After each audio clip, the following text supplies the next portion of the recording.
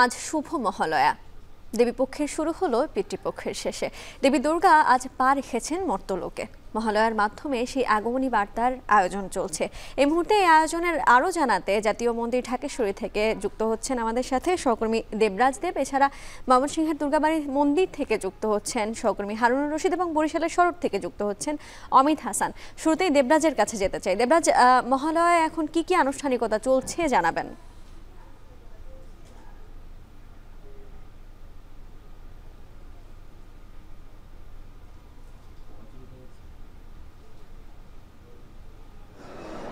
বছর ঘুরে আবার চলে এলো দেবী দুর্গা।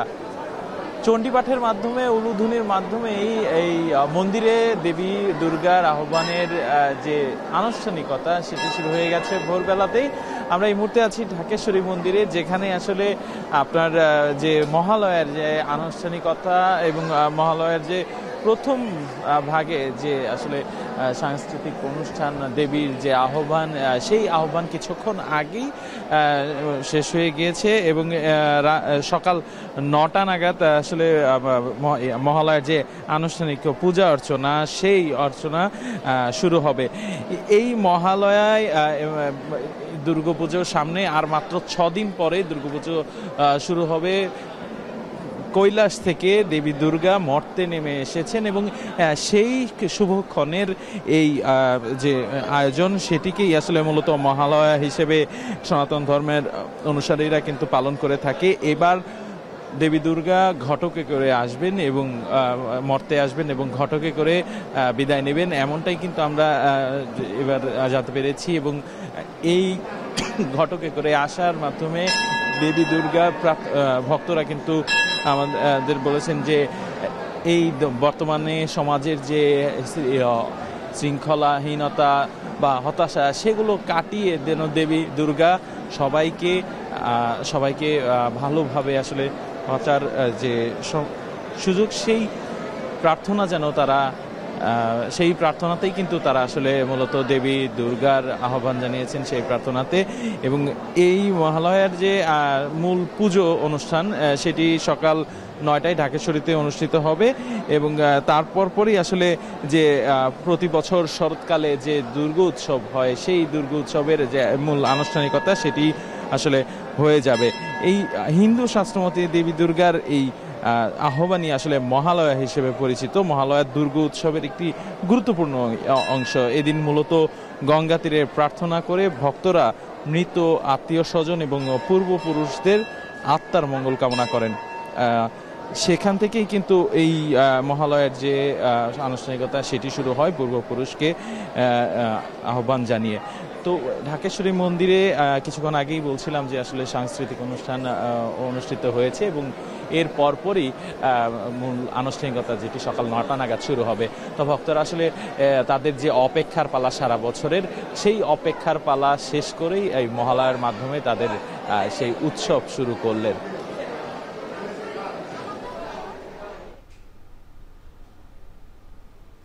এবার একটু ময়মনসিংহে যেতে চাই। হারুন, জানাবেন মহালয়ার আনুষ্ঠানিকতা নিয়ে।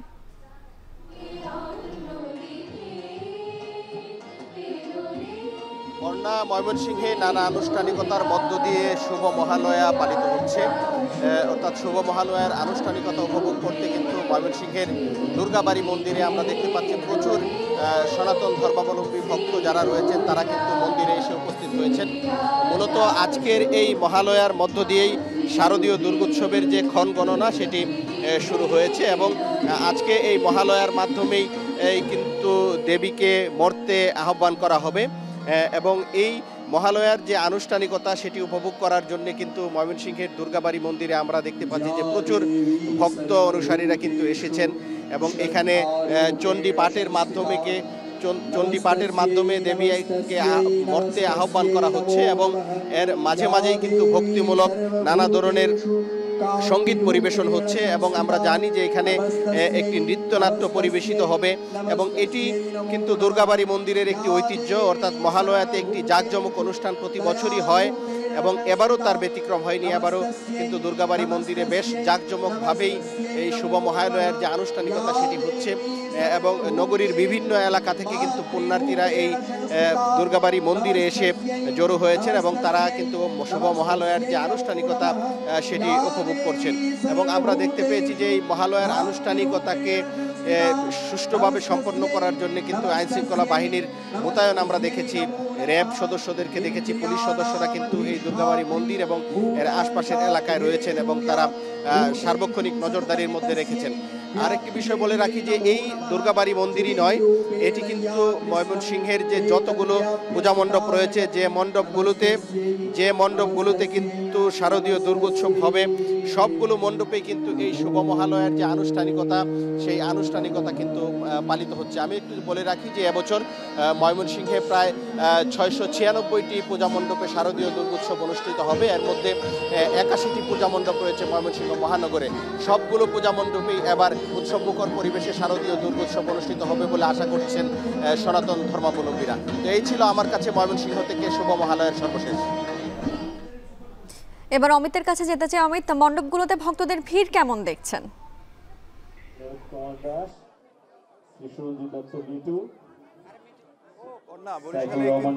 ভোর থেকেই এই মহালয়া অনুষ্ঠানকে ঘিরে প্রচুর মানুষের সমাগম হয়েছে এবং এই অনুষ্ঠানটি এখানে 7 বছর ধরে হচ্ছে এবং প্রতি বছরই কিন্তু এরকম উপচে পড়া মানুষের ভিড় থাকে এই মহালয়াকে কেন্দ্র করে এই শরৎ প্রাঙ্গণে। এবং আরেকটু যদি জানিয়ে রাখি যে এই মহালয়াকে ঘিরে বরিশালে কিন্তু বিভিন্ন আয়োজন করা হয়েছে এবং এই অগ্রগামী যুব সংঘের আয়োজনে আজকে শরৎে এবং গোবিন্দ নিবাস যে মন্দির প্রাঙ্গণ রয়েছে সেখানে এই অনুষ্ঠানের আয়োজন করা হয়েছে এবং প্রতি বছরই কিন্তু এই অনুষ্ঠানের আয়োজন করা হয় এবং ভোর থেকেই মানুষের কিন্তু উপচে পড়া একটি ভিড় আসলে এই দেখা যায় এবং এখানে সর্বস্তরের যে মানুষ সেখানে কিন্তু অংশগ্রহণ করে এবং বিভিন্ন বয়সের মানুষ অংশগ্রহণ করে। একটু যদি জানি শাস্ত্রমতে মহালয়া হচ্ছে একটি অমাবস্যার তিথি। এই তিথিতে সাধারণত পিতৃপুরুষের শ্রদ্ধা তর্পণ করা হয়।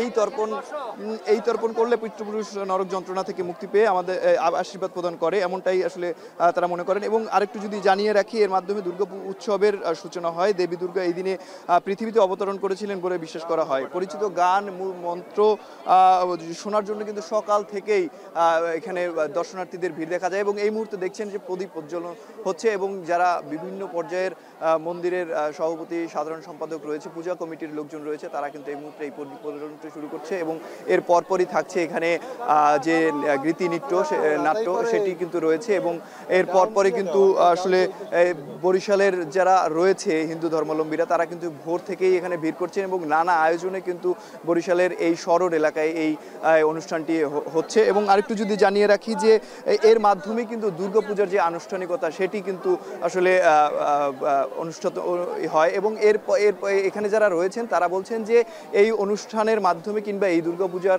এই মহালয়ার মাধ্যমে আসলে তারা প্রার্থনা করছেন যে সারা দেশের সকল মানুষের উপর যেন শান্তি বর্ষিত হোক এবং সকল মানুষ যেন আসলে ভালো থাকে এরকম প্রার্থনা করছেন এবং এই দিনটি বারবার যেন ফিরে আসে এবং এইভাবেই আয়োজনটা যেন করা হয়, সব সময় যেন এই আয়োজনে তারা অংশগ্রহণ করতে পারে এমনটি প্রার্থনা করছেন। এবং আরেকটু জানিয়ে রাখি যে বরিশালে এই শরৎ প্রাঙ্গণে এই শরৎে যে শ্রী শ্রী রাধা গোবিন্দ নিবাস রয়েছে সেই মন্দির প্রাঙ্গণে ভোর থেকেই আমরা কিন্তু সব বয়সের যে মানুষ তাদের উপস্থিতি দেখছি। কিছুক্ষণ আগে যে শিশু শিল্পীরাও কিন্তু এখানে আগমনীর যে গান সেটি কিন্তু পরিবেশনা করেছেন এবং এর পরপরই রয়েছে গীতি নাট্য, সেখানেও কিন্তু অংশগ্রহণ করছেন বরিশালের বিভিন্ন পর্যায়ের শিল্পীরা। এবং আমরা যদি এই মুহূর্তে দেখাই যে পুরো শরৎ প্রাঙ্গণ কিন্তু এই মুহূর্তে মানুষে ছেয়ে গেছে এবং একই সাথে যদি আরেকটু জানিয়ে রাখি যে এই অনুষ্ঠানের মাধ্যমেই যে দুর্গাপূজার আনুষ্ঠানিকতা সেটি কিন্তু আসলে পরিচালিত হচ্ছে এবং এই অনুষ্ঠানটি প্রতি বছর যেন এভাবে জমকালোভাবেই আয়োজন করা হয়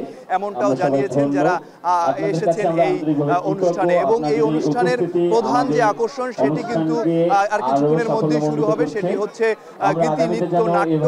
সেটি কিন্তু প্রতি বছরই একটি নতুন চমক থাকে, সেটি এবারও কিন্তু একটি বিশেষ আকর্ষণ নিয়ে সেটি এখানে মঞ্চায়ন হবে। তো বরিশালের মহালয়ার পূজা প্রাঙ্গণ থেকে এই ছিল আমার কাছে সর্বশেষ।